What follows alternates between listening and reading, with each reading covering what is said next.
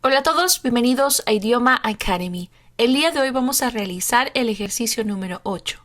Para ello les recomiendo que revisen la lección número 20. A continuación van a completar las siguientes preguntas utilizando what or who y el verbo to be que corresponda. Veamos un ejemplo. Espacio en blanco, that woman. Respuesta, she's my sister. Her name is Mary. Muy bien, en el espacio en blanco, ¿qué palabra le corresponde para completar esta pregunta? What or who? Para ello tenemos que analizar la respuesta. En este caso, she's my sister. Her name is Mary. ¿De quién estamos hablando? Bien, de mi hermana. Como estamos hablando de personas, le corresponde who. Who is that woman? She's my sister. Her name is Mary. Entonces, recordemos que cuando hablamos de cosas, things, vamos a utilizar what. Y cuando hablamos de persona o personas, vamos a utilizar who. Para ello van a tener 5 segundos para resolver cada ejercicio.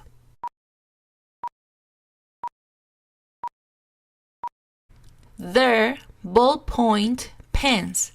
¿De qué estamos hablando? De cosas. En este caso, bolígrafos. Como estamos hablando de cosas, vamos a utilizar what. What are those things?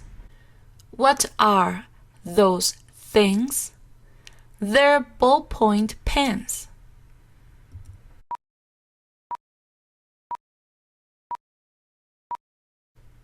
That's Mr. White.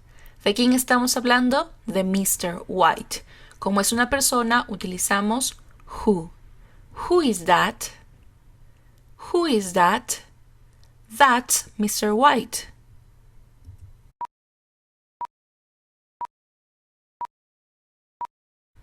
That's my new notebook. ¿De quién estamos hablando? De una cosa. En este caso, cuaderno. Por eso utilizamos what. What is this? What is this? That's my new notebook.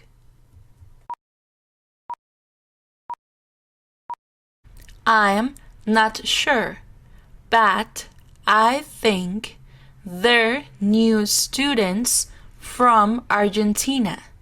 ¿De quién estamos hablando?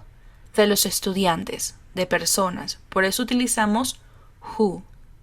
Who are they? Who are they? I'm not sure, but I think they're new students from Argentina.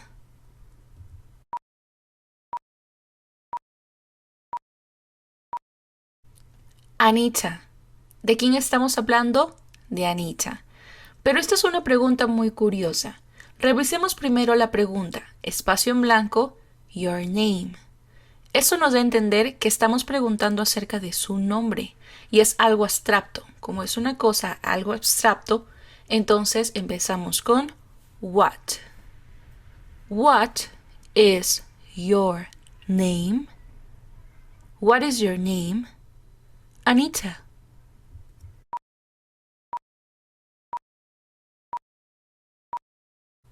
Mr. Cook. ¿De quién estamos hablando? Del señor Cook. Entonces analicemos la pregunta. Espacio en blanco, your grammar teacher. Más o menos entendemos que nos está preguntando acerca del profesor de gramática y nos responde el nombre del profesor. Entonces, como nos está pidiendo quién es el profesor de gramática, entonces utilizamos who. Who is your grammar teacher? Who is your grammar teacher? Mr. Cook.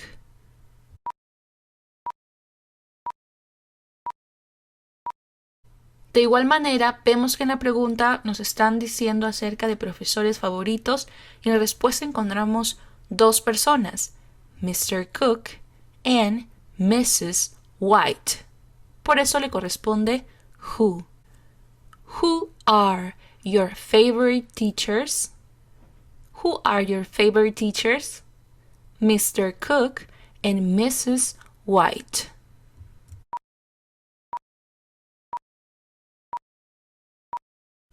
It's a small, furry animal with big ears.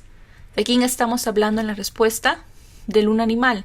Es la definición o concepto de un animal. En este caso, vemos la pregunta y es en base a un conejo. Entonces diríamos, ¿qué es un conejo? Y la respuesta sería, it's a small furry animal with big ears. Por eso le corresponde what. What is a rabbit? What is a rabbit? It's a small furry animal with big ears.